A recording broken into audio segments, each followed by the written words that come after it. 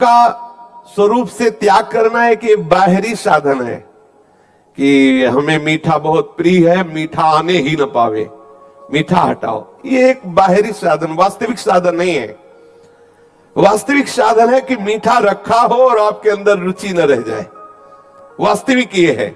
कब लगेगा? जब उससे ज्यादा मीठा कुछ लगने लगेगा, उससे ज्यादा कुछ मीठा लगेगा। तो सबसे मीठा है प्रभु का नाम।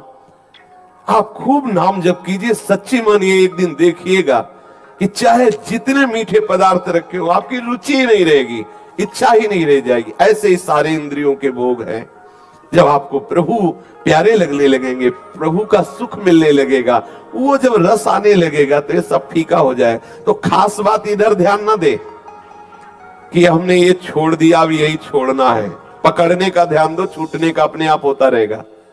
ये हम अनुभव की बात कह रहे हैं आपको। छोड़ने के ध्यान में हमें बहुत घाटा होता है।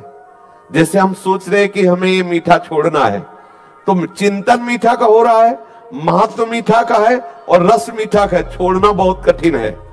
क्या करें? उस विषय को ही छोड़ दो। वो छूटे ना छूटे उसे छोड़ो, इधर पकड़ो।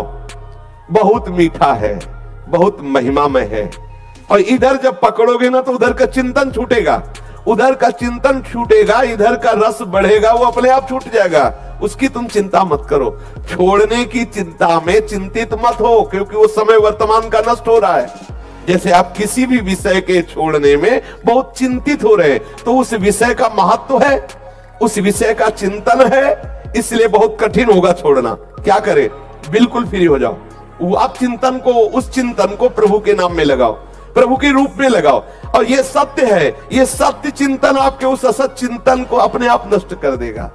ये हम अपने हृदय की प्रक्रिया को कह रहे हैं। इसी प्रक्रिया से निर्विषय हुआ जाता है।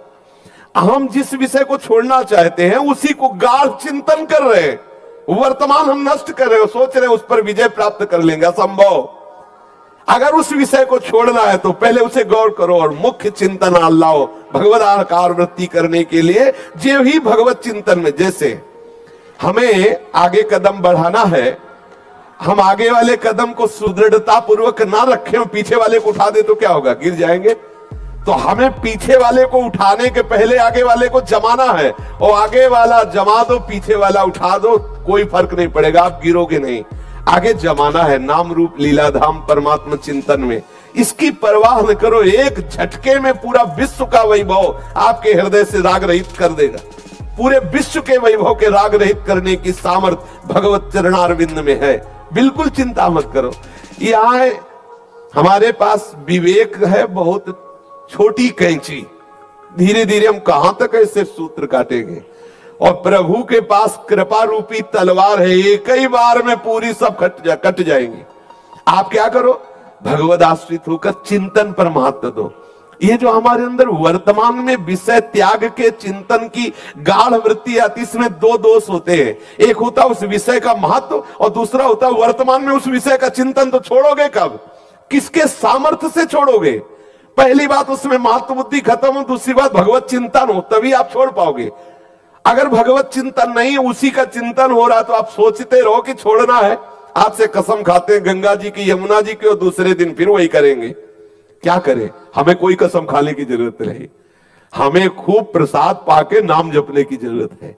और ठीक ना हो जाओ तो बताना, इसी बल से आगे बढ़ा जाता है। ये सब छूट जाते हैं, सब छूट जाते हैं, अपने आप छूट जाते हैं। आप पकड़ने की कोशिश करें, आप पैर जमाने की कोशिश करें, वर्तमान को भगवत चिंतन में लगाइए, आपका सब मंगल हो जाएगा। भूत भी मंगल हो जाएगा और भविष्य भी मंगल हो जाएगा। हम वर्तमान को विषय छोड़ने के चिंतन में बर्बाद कर रहे हैं, तो हमारे अंदर सामर्थ्य तो है नहीं भगवत चिंतन की, तो छोड़ नहीं पाते। इसीलिए इतना समय हो गया। कम समय में मैं ऊंचाई पर चढ़ने के लिए आपको सूत्र बता रहा हूं, ये हृदय की बात बता रहा हूं। इसी से परम शांति मिलती है। जितने भी गंदे विषय हैं, हम छोड़ने के लिए क्या उपाय करें? भगवत चिंतन, उसका चिंतन ही ना होने दे। ये खास बात है। हमारे पास जो वर्तमान का ये मिनट है ना, हम इस मिनट में किशोरी जी के गोरे चरणों का चिंतन करते हैं।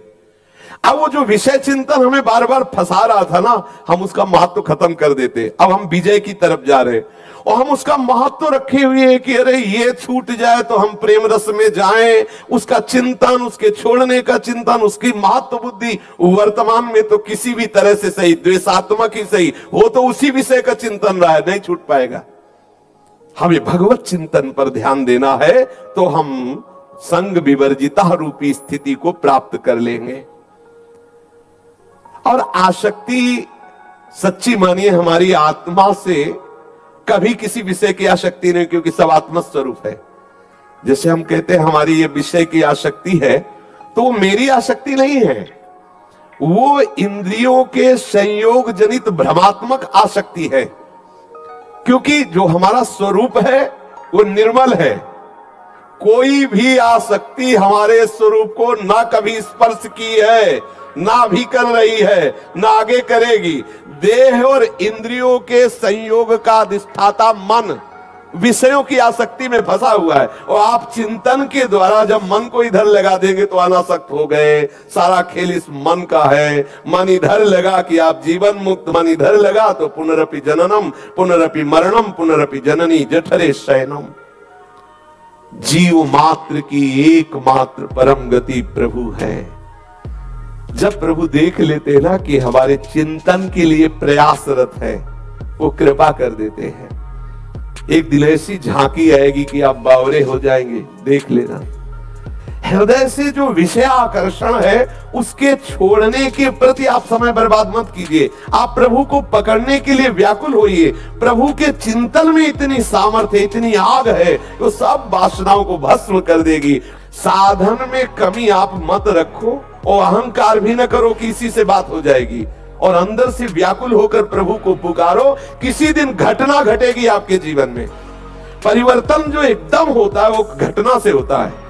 कोई न कोई ऐसी घटना अलौकिक आपके जीवन में घटेगी कि सारा सिस्टम आपका भगवदाकार हो जाएगा। इसलिए हम प्रभु के नाम रूप लीला धाम, प्रभु के जो गुरुदेव भगवान स्वरूप है, उन्होंने जो उपासना दी है उसको पूर्णतया पकड़ने की चेष्टा करें। अंदर जो वासनाएं, बिल्कुल मत घबराइए। ऐसी कृपा की तलवार चलेगी, सब कट जाएंगी और आप निश्चिंत रहिए। निश्चिंत होकर प्रभु के चिंतन में रहिए। आपके अंदर ऐसी सामर्थ्य आ जाएगी कि आप मान अपमान को सहने लगेंगे, आप निंदा स्तुति को सह जाएंगे। आपके जीवन में ऐसे ऐसे महापुरुषों का आगमन होगा कि आपका हृदय उस धरा का हो जाएगा।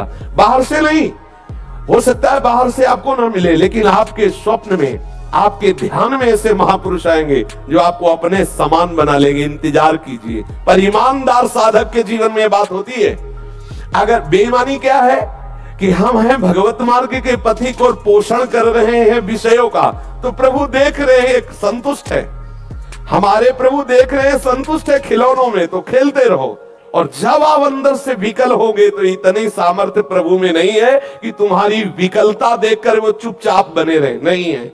क्यों? एक माँ चुप नहीं बैठती तो अनंत माताओं का दुलार लिए हुए मेरा प्रीतम वो कैसे चुप रह सकता है? अगर वो चुप है तो आपके किसी न किसी खेल को देख करके आप कहीं न कहीं किसी विषय सेवन में राजी है, इसलिए वो चुप है। जिस दिन आप समस्त विषयों से विरक्त होकर के हृदय से व्याकुल होकर पुकार उठोगे प्रभु, तो आप देख लेंगे प्रभु आपसे दूर नहीं है।